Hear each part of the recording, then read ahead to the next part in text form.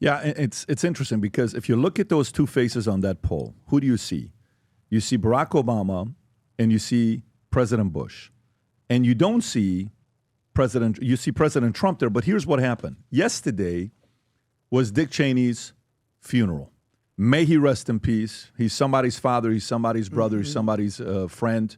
May he rest in peace. He's a very, very controversial figure in politics. Both sides have said a lot of interesting things about this guy, how vicious he was. But when you look at who was at the funeral yesterday, who wasn't invited and who was invited but didn't show up, will kind of tell you what's going on in America today. Rob, is this kind of showing who was at the funeral? Yeah, she gets into who's there and who's not. Okay, go for it. More than 1,000 people are expected to come here to the National Cathedral to pay tribute to former Vice President Dick Cheney and his decades of public service, including former President George W. Bush, who, of course, was commander-in-chief when Cheney was vice president. He will deliver remarks, and so will Cheney's daughter, former U.S. Congresswoman Liz Rob, Cheney. Can you show pictures of who actually was there? There's a video of Kamala Harris. If you go to Twitter, you type in Kamala Harris and Jill Biden, and you put in Cheney. Just if you type in Cheney, Kamala Harris, you should see when they meet each other, what that interaction is like. Rachel Maddow and Dr. Fauci. Yeah, first of all, okay, there you go. Make it a little bit bigger if you can. I think the hip-hop music they're playing in the background. You see this. Who wasn't invited? President Trump wasn't invited. J.D. Vance wasn't invited. Who wasn't there? Michelle Obama wasn't there. Ooh. Okay. Was Barack? I don't think Barack was there. Obama was not there? No, he wasn't. But I think Barack wasn't there. This is the one event he hasn't been to. Michelle, this is the third event she hasn't been to. I'm not trying to say anything. Jimmy Carter funeral. I don't believe she went Jimmy to. Carter funeral, the inauguration, and now this one. She's not been to any one of them. Scott, you hear stories. There's this one story from Breitbart saying the Bush family is plotting comeback to retake GOP and from Trump.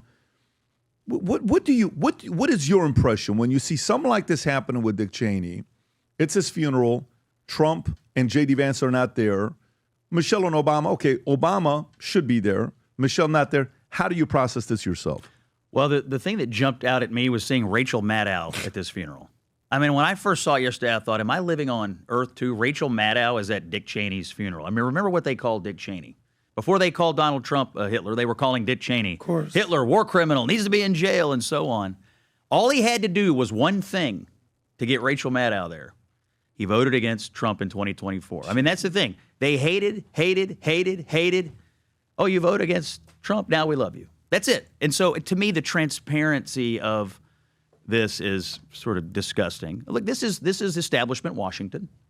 They all knew each other for years. You got to remember, Cheney was the youngest White House chief of staff under Ford. He was in the House. He was in the House leadership. He was Secretary of Defense. He was vice president for 2 terms. I mean, he's been working with these guys, for his entire life. And by the way, pretty effective bureaucratic operator. I mean, he got things done. And look, I work for these guys, okay? Worked in the Bush-Cheney White House.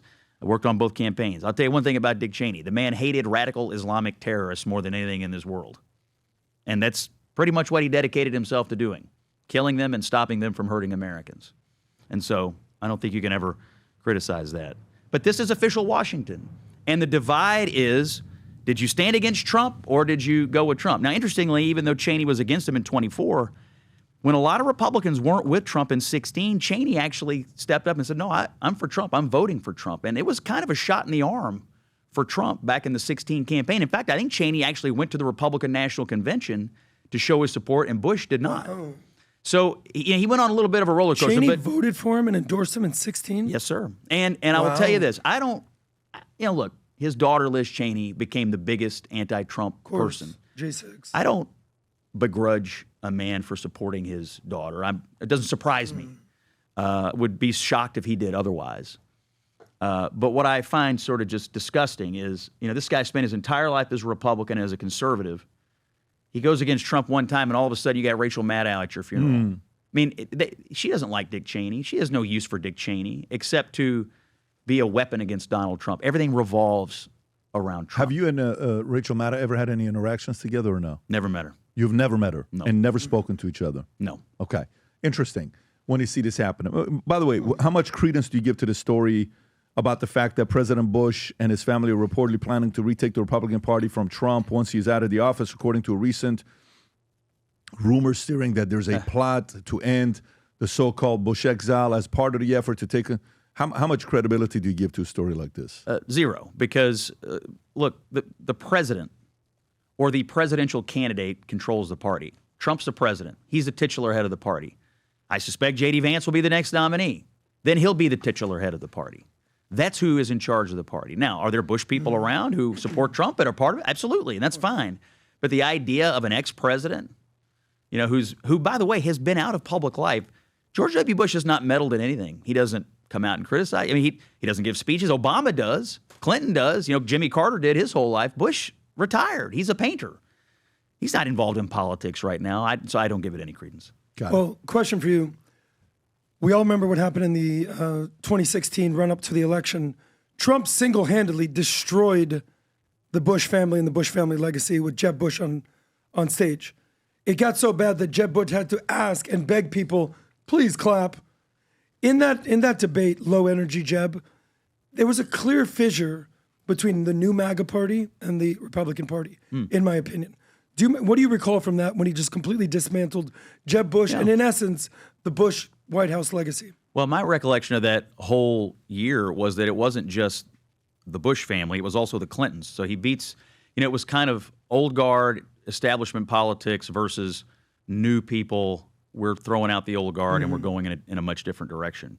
And so it was bigger than that. It was just a rejection of the American people, of the political elites that we trusted led us down some bad roads, and we're going to punish them and put in new people. But you remember, he didn't just run against Jeb Bush. He ran against like 17 other people. Of course. And they were all politicians. But a lot of those names, Huckabee, Scott Walker, they're almost irrelevant now. Carly Fiorina, the Bush family legacy.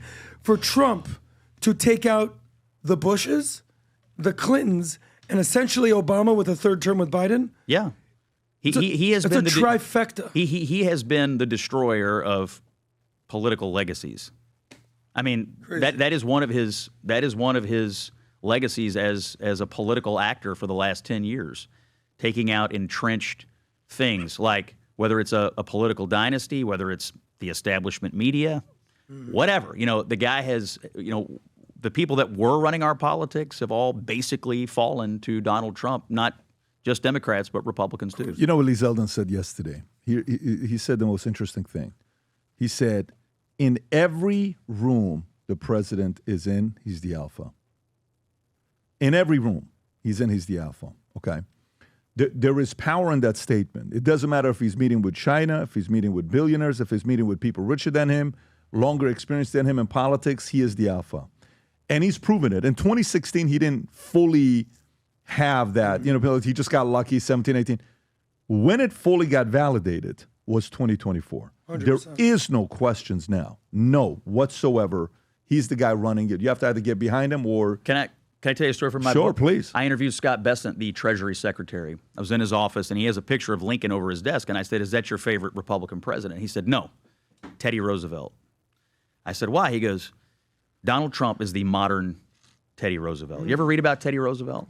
He says to me, this man would just overwhelm people with his energy and the sheer force of his personality. And that is what Donald Trump does. Besson starts describing going into these meetings with people who are opposed to them on certain issues. Trump walks into the room, and 5 minutes later, he has just overwhelmed them into supporting whatever they want to do. So what you're describing, the Treasury Secretary is telling me, like, this is how we get things done.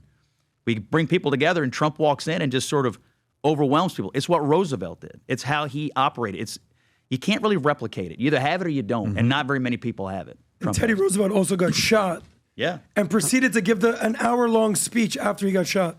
But can I give you, sir? Yes. You were talking about Christian Bale. Yes. Earlier, you're talking about Cheney. He played Cheney. I think you were going to mention the speech that he gave at the Oscars, I believe is what it was. Yes. Do you have that clip? Yeah. By the way, here's Christian Bale. He wins the Oscar. Here's what he had to say about a shout out, but a different kind of a shout out to Dick Cheney. Go ahead, Rob. Thank you to Satan for giving me inspiration. on how to play this role. You know, we'll be cornering the market on charisma-free. So, what do you think? Mitch McConnell next?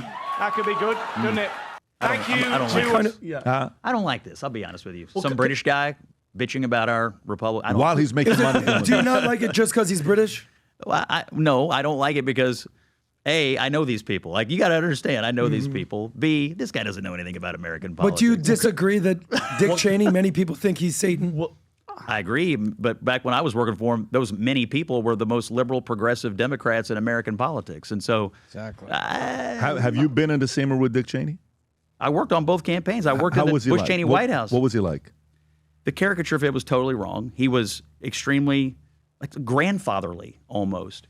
And I had to brief, I was political affairs. I had to brief him on campaigns. I had to brief him on what was going on in our politics. I'm just telling you, the caricature that media paints of these guys, they've done the same thing to Trump. I've been hanging around Trump. What you would think about Trump is totally different than what you get in person. The same was true of Bush. The same was true of Cheney. The media, they make caricatures. You think the level of evil of Trump is bigger than Cheney? No, I'm saying the caricatures that media presents of these guys is off base. Because I would say when I think evil, No, I don't think they're evil at all. no, the way it's been branded, they've branded him as evil. Yes. You know, they're branding him as an evil guy. You know, if you watch the movie, That's what there's they do. nothing about him you're going to sit there and say, what an impressive So guy. Hollywood brands a Republican as evil. Where's a breaking news story? Yeah, that's I mean, right. these people. Yeah. I mean, these people are dedicated to destroying conservatives in any form. Man, look, I'm old enough to remember looking out my window from the White House on Pennsylvania Avenue and watching people marching around saying Bush is Hitler. Now here we are, and I'm watching people marching around saying Trump is Hitler. I mean, it's the same. How old were you thing. when you were with Dick Cheney? My 20s. Okay, and what was that like for you in your 20s? While you're on the inside, you're spending time with this man, and then you're going out and how are you as a young man processing what they're saying about him versus you're in there with him on a daily basis?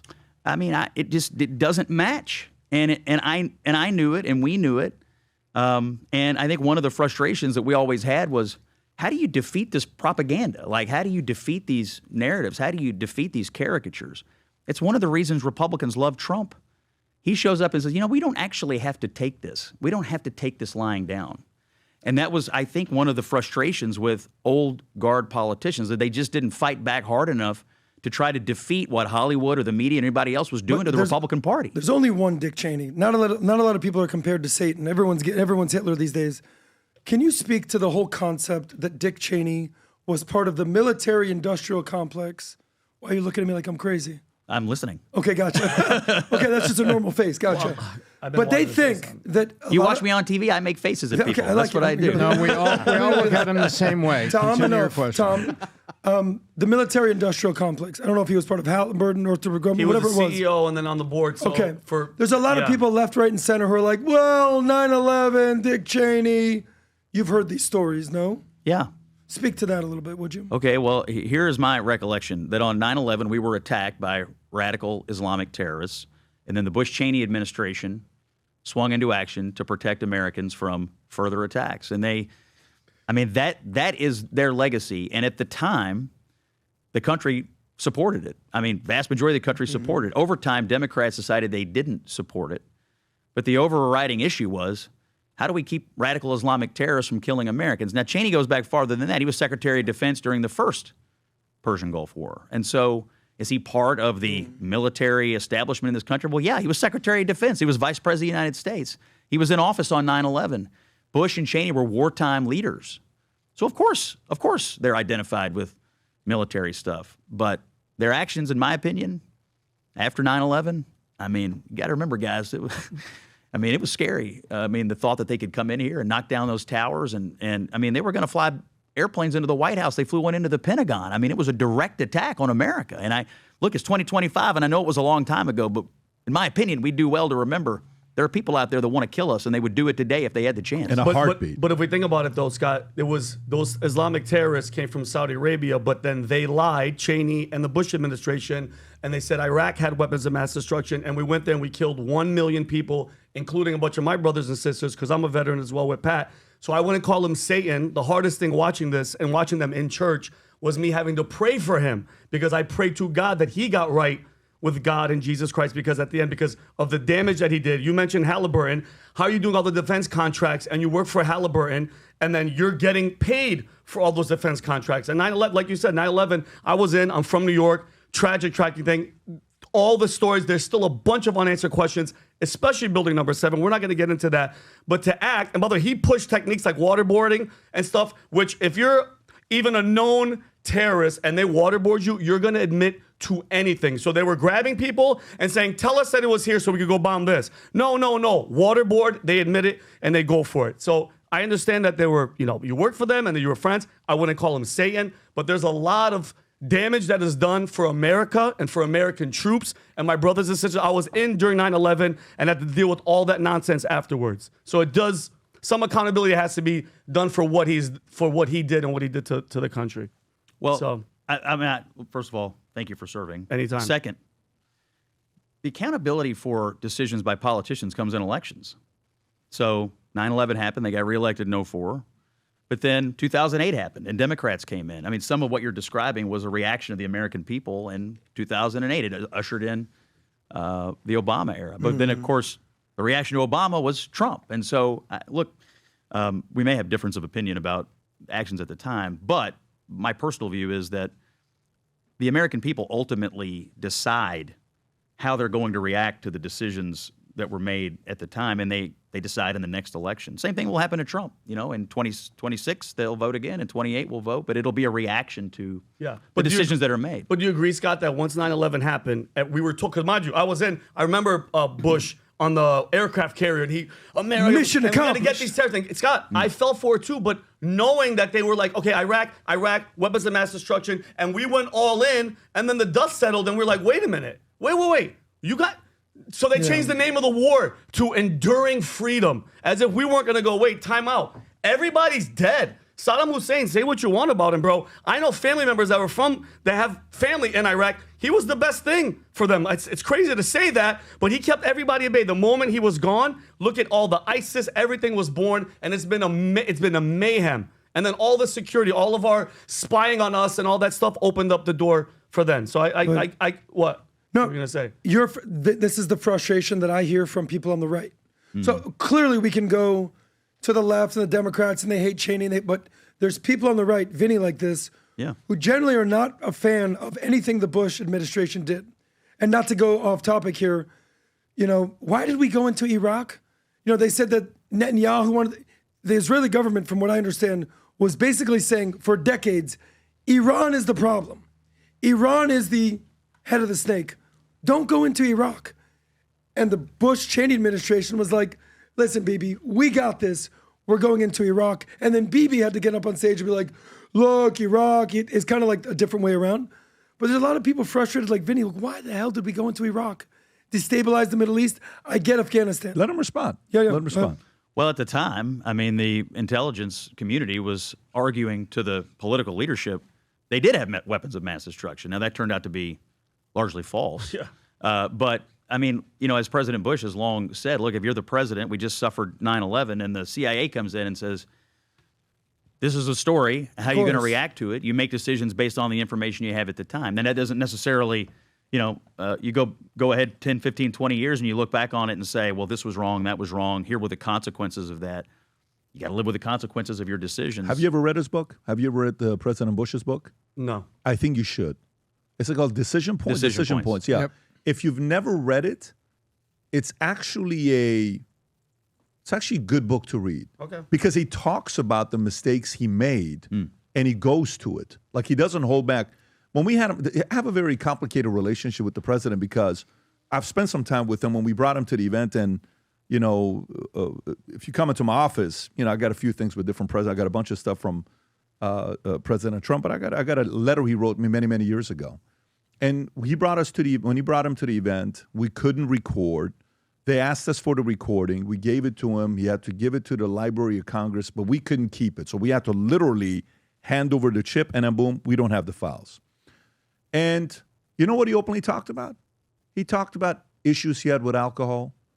He talked about one day, he's like, 8 years go by with my family, and I'm sitting there saying, what the hell am I doing? Drinking every single night. He said, I took all my alcohol, went to the bathroom, poured all of it out. And then he said, I made a difference in my life, made some changes. And then from there is when he decided to go and, becomes a governor and then president and all this other stuff. But I think in the weirdest way, Vinny, you would like him. I know this sounds weird when you sit down with the guy. You would sit there and, body language, you can kind of tell. I don't know about Dick Cheney. I don't know where you know Dick Cheney. I don't have any, you can speak more on Dick Cheney than I can. I've never spent time with him. But I would read this book because to me, this man was a flawed man, just like anybody else that at one point is like, man, I made some mistakes. He talks about exactly what you're talking about in the book. Okay. So I think you get the audiobook. It's actually not a big book to read. Okay. It's an easy book to read. I think it'll give you some perspective. When they say tourist, does he say tourist? Tourist. And Vinny, Tourist. after you read that book, I highly encourage you to read Common Sense. He's giving me one when we Scott leave. Jennings, part 2 to that. Okay. We have a Black Friday deal that's going on, started early, 30% off of everything on the site except for a couple items. And we're doing a few unique things. And here's what it is. This mystery box, there's only a few of these mystery boxes left. Anybody that places an order on vtmerch.com above $500, the first 200, you're going to get a mystery box being sent to you with special items in it. But when you open it up, 10 of you are going to get a golden ticket. If you get this golden ticket and you scratch it, you get one of 10 items. One of them is $5,000 gift card to the merch store. One of them is a silver membership to our cigar lounge. One of them is 5 platinum tickets to the Vol Conference. One of them is a 15-minute call with Adam. One of them is a 15-minute call with Tom or Vinny or myself, $2,500 towards Manect, or to be in a skit with Vinny on VT Comedy. You would fly down here. You guys would literally be in a skit. You guys know Vinny runs a zoo here with a bunch of animals. Incredible. You would come and be in one of these skits with Adam's them. one of Now, them. You could be a gibbon. Second, we always get guys. Alan said he wants to be on the podcast so bad because he wants to face against this guy. Loser. Bunch of guys are messaging me, telling me they want to be on the podcast. So finally, we've never done this. We said, let's do something crazy, but there's a price for it. You spend over $2,000 on vtmerch.com. You can go buy the shoes. You can go buy the recording with all the classes. Everything right now is together on vtmerch.com. You spend over $2,000 on VTmerch. You will be in a drawing. One of you guys, we will draw from the people that purchase over $2,000. You'll fly in here. We'll go to dinner.